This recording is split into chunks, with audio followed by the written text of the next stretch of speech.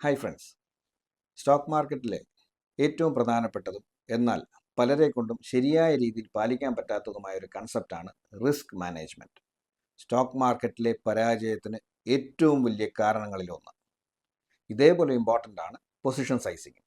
Position സൈസിങ്ങിനെ കുറിച്ച് ഒരു കുഞ്ഞ് ആൻഡ് സിമ്പിൾ വീഡിയോ എൻ്റെ പ്ലേലിസ്റ്റിലുണ്ട്. അതിൻ്റെ ലിങ്ക് ഞാൻ ഈ ഡിസ്ക്രിപ്ഷനിൽ തരാം. Please watch and learn. Risk management എന്നാൽ എത്ര വലിയ റിസ്ക് വന്നാലും നമ്മൾ മാനേജ് ചെയ്യും. അത് ലൈഫിൽ, സ്റ്റോക്ക് മാർക്കറ്റിൽ അങ്ങനെയല്ല. സ്റ്റോക്ക് മാർക്കറ്റിലെ റിസ്ക് മാനേജ്മെൻറ്റ് എന്നാൽ നമ്മൾ ഓരോ ട്രേഡ് എടുക്കുന്നതിന് മുമ്പ് എത്ര പെർസെൻറ്റേജ് വരെ റിസ്ക് എടുക്കാൻ പറ്റും അത് നമ്മൾ പ്ലാൻ ചെയ്യണം. അതായത് ഓരോ ട്രേഡിനും ക്യാപിറ്റലിൻ്റെ കണക്കനുസരിച്ച് എത്ര പെർസെൻറ്റേജ് വരെ റിസ്ക് എടുക്കാൻ പറ്റും എന്നുള്ളത് നമ്മൾ ട്രേഡ് എടുക്കുന്നതിന് മുന്നേ ഫിക്സ് ചെയ്യണം. നോർമലി നമ്മുടെ ടോട്ടൽ ക്യാപിറ്റലിൻ്റെ 1% മാത്രമേ ഒരു ട്രേഡിൽ നമ്മൾ റിസ്ക് ചെയ്യാവൂ. അറ്റ് ദി മാക്സിമം നമ്മുടെ കാൽക്കുലേഷൻസ് എല്ലാം 1 lakh എന്ന കണക്കിലാണല്ലോ ക്യാപിറ്റൽ. അത് വെച്ച് നോക്കുമ്പോൾ ഒരു ട്രേഡിൽ നമ്മൾ മാക്സിമം റിസ്ക് ചെയ്യാവുന്നത് 1000 രൂപയാണ്. പൊസിഷൻ സൈസിങ്ങിൻ്റെ കാര്യം നേരത്തെ പറഞ്ഞിരുന്നു. പൊസിഷൻ സൈസിങ് ഒരു ട്രേഡിൽ നമ്മുടെ ടോട്ടൽ ക്യാപിറ്റലിൻ്റെ 10% മാത്രമേ മാക്സിമം ഒരു സ്റ്റോക്കിലോ ഒരു മാർക്കറ്റിലോ നമ്മൾ ഇൻവെസ്റ്റ് ചെയ്യാവൂ. അത് നമ്മൾ 1 lakh ക്യാപിറ്റൽ വെച്ച് നോക്കുമ്പോൾ പൊസിഷൻ സൈസിങ്ങിൻ്റെ കണക്കനുസരിച്ച് ഒരു സ്റ്റോക്കിൽ ഇല്ലെങ്കിൽ ഒരു ട്രേഡിൽ മാക്സിമം 10,000 രൂപ മാത്രമേ നമ്മൾ ഇൻവെസ്റ്റ് ചെയ്യാവൂ. ഈ പറഞ്ഞ കണക്കുകളൊക്കെ മനസ്സിലായല്ലോ. എനിക്കും പണ്ടിത് വളരെ പെട്ടെന്ന് മനസ്സിലായി. പക്ഷേ ട്രേഡ് ചെയ്യാൻ തുടങ്ങുമ്പോൾ ഇതൊന്നും നടപ്പിലാവത്തില്ലായിരുന്നു. കാരണം എന്താണെന്നറിയോ? നമ്മുടെ ബ്രെയിൻ ഭയങ്കര ഓപ്റ്റിമിസ്റ്റിക്കാണ്, ശുഭാപ്തി വിശ്വാസക്കാരാണ്.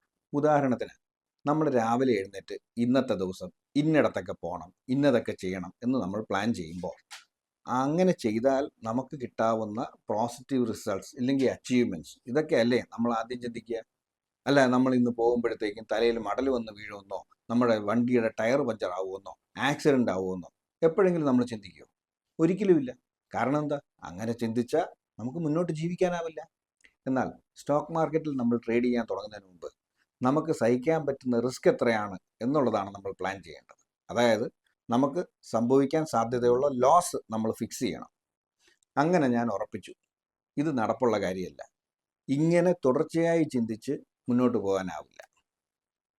വെയിറ്റ്, ഞാൻ ഉറപ്പിച്ചു എന്നല്ലേ പറഞ്ഞത്, നിങ്ങൾ ഉറപ്പിക്കാൻ വരട്ടെ. ഒരു കൂട്ടം മനുഷ്യർ എൻ്റെ ശ്രദ്ധയിൽപ്പെട്ടു. Truly professionals. ആരാന്നറിയോ? Cricket players.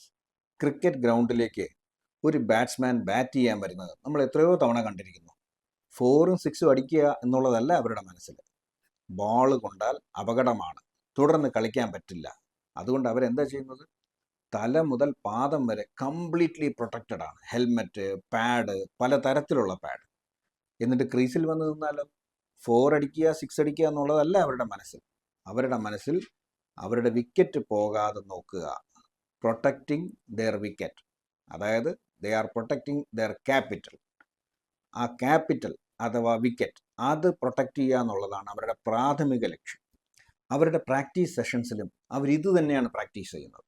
സ്വയം പ്രൊട്ടക്റ്റ് ചെയ്യുക, വിക്കറ്റ് പ്രൊട്ടക്റ്റ് ചെയ്യുക, ബാറ്റിൻ്റെ എഡ്ജിൽ തട്ടി ബോൾ പൊങ്ങിപ്പോകാതിരിക്കുക. അങ്ങനെ പോയാൽ ക്യാച്ച് ഔട്ട് ആവില്ലേ? ഇത് തന്നെ ആയിരിക്കണം ഒരു ട്രേഡറിൻ്റെ മൈൻഡ് സെറ്റ്. മാക്സിമം റിസ്ക് എത്രയെന്ന് പ്ലാൻ ചെയ്യുക ട്രേഡ് എടുക്കുന്നതിന് മുമ്പ്. അതനുസരിച്ച് സ്റ്റോപ്പ് ലോസ് സെറ്റ് ചെയ്യുക, അതും സിസ്റ്റത്തിൽ, no excuse.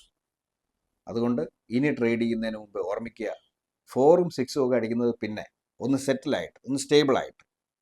First protect your wicket. That means protect your capital. Video ഇഷ്ടപ്പെട്ടെങ്കിൽ please like, share and subscribe.